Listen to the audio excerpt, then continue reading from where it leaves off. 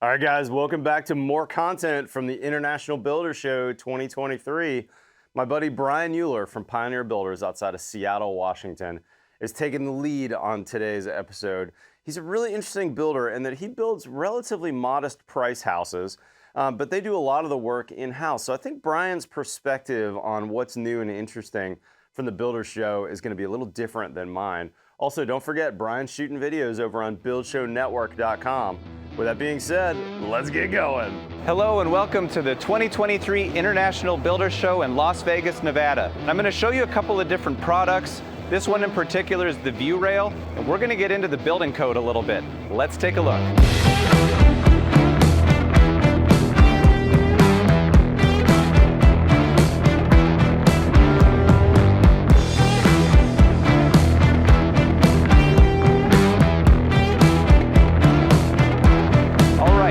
Everybody loves to talk about the building code. Not really, but this guy does. All right, so in Chapter 3 of the International Residential Code is a section called Building Planning. The idea is you have to plan certain things so that you can pass the plan review, but then on site you don't fail things. Some of these matters involve life safety, injury, things like that. Stairs is where people can get hurt. Kids, they're little, they can get stuck in places. Let's look at what View Rail has done to make sure that they're code compliant. One thing that looks really good is open stair treads. But there is a building code that this distance here can be no greater than 4 inches. They call it like a 4-inch sphere passing through, something like that. Builders are used to the 4-inch number, but if you're used to a closed stair system, you don't really have to think about this. So you might thicken the treads. That's the solution here. Now another thing is, when you've got your railing, it's still that 4-inch dimension. That's like the Bible. We're just very used to that number. But here's another thing that we might not think about as often. If you look at the riser and the tread and then the railing, there's a triangle shape that gets created. 6-inch sphere. That's the number that can't fit through here. It would basically be touching those different sides. So when you do this properly, you set your post, you use their system, you're code compliant. 4-inch, 4-inch, 6-inch, as long as you meet those, you're going to be golden. It's nice to be at somebody's booth who knows what they're doing. That way you can kind of look at it and go, okay, I can imitate this on site. I'll pass when it comes to my building drawings, my design documentation, but then when the inspector comes, you're going to be all set up. These guys have it figured out. Thanks for watching. I'm going to go see what else I can see on the show floor. Come follow me on my journey.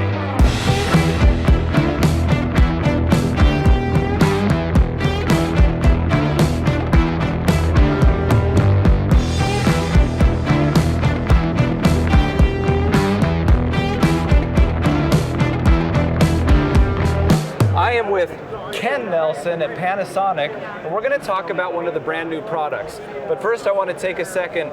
3 years ago is when I first met Ken. He came to the job site, I got a sample, it was a ERV and Telebalance 100. IB100, yeah. I've used I don't know how many of those units since. Now they have a brand new product. It is the Whisper Air Repair. Honestly, I don't know a lot about it. That's why we have Ken here. Ken, what can you tell us about it? So the IntelliBalance, the ERV, is about air exchange, right? And which is a great strategy for indoor air quality. Oftentimes, though, we have situations where it's not enough, and the Whisper Air Repair is something of a purification process. So as a purification, the way it works is it takes a we call it a hydroxylized radical, or basically it's a hydrogen molecule. Okay. And then we have a titanium post in there. And if you ever remember the old Jacob's ladders, you know, in school, where they had the electrical going up and it would zap at the top.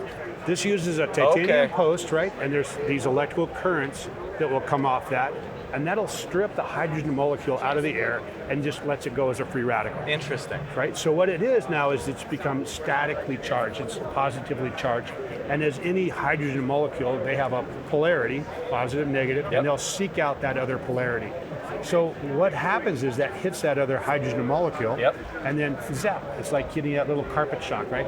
And inhibits whatever's in there that's alive is going to get zapped. Oh, interesting. So whether it's, you know, and there's a lot of things that can be aerosolized, including organic materials, right? And that fits the end of that organic material. But it adds that hydrogen molecule, which basically encapsulates that with becomes water, or water vapor in this case.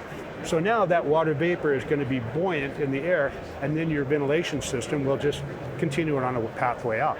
But you and I, we walk through that area, and it's no longer an active VOC, right? So anything that happens to us internally, it's not active. It's not going to go into our lungs and grow. Got it. Or replicate in terms of some of the different viruses and bacteria that we see.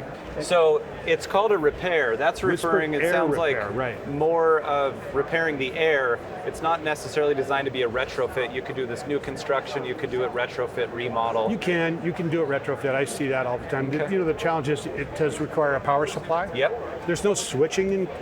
I mean, you turn it on and walk away. And it's, you know, it's a motor? Panasonic ECM motor. Okay. And you know, as you know, Panasonic motors run forever. Yep. I mean, I still have one under my house that's 15 years old. Nice. And all it does is vent under my house. Cool. Very little maintenance, it just runs. Awesome. So we love that aspect of it. So I'm with Chris. He's the founder of Widget. Let's see what he can teach us. Now, I had to ask, Widget, it's switch plus widget, not switch plus gadget. So you can already see there's going to be some technical information, but we're actually stationed at the Panasonic booth, so that might make us start thinking about indoor air quality, airflow. Let's see what Chris has come up with working with Panasonic, and then how that's going to help us out. Chris, what can you tell us? Yeah, thanks. So what we've got with the Widget line of products is a series of wiring devices that we've changed the configuration so that the wiring devices provide extra capability and a modularity so that we can include all sorts of different things in that. So the wiring devices themselves do a few basic things. They provide power to these widgets, as you mentioned. They measure the amount of energy that's being used by each of them, so you can see how much energy is being used by your home and by the appliances that are plugged in or the light loads that are connected to switches. And then the modules are what provide the smarts. So we've separated the smarts from the wiring devices. And we've done that for a couple of reasons. One, we know technology changes. So the ones that we have on display here are all Wi-Fi connected devices. So each of these devices will then make your electrical wiring device a connected device. We also offer different flavors of that, including Z-Wave, and Zigbee is coming down the line. So you can pick and choose what systems you want to integrate these with. But that basic capability is just the underpinning for a whole bunch of other things that Widget can do. Cool. So we've added sensors now into the devices on top of that IoT component. And those sensors include things like temperature, humidity, indoor air quality. We've got a video camera that we're displaying, a miniature camera that, you know, when you install the device, that's an air quality sensor that's now installed in a switch. You can put that wherever you want in the home. And the connection with Panasonic really was born out of a desire to tie the ability to detect air quality and to be able to do something about it. So obviously Panasonic is a leader in energy recovery ventilators. We have a 20-40-60 timer switch that was designed to work with those energy recovery ventilators, so we can detect indoor air quality somewhere in the home has degraded.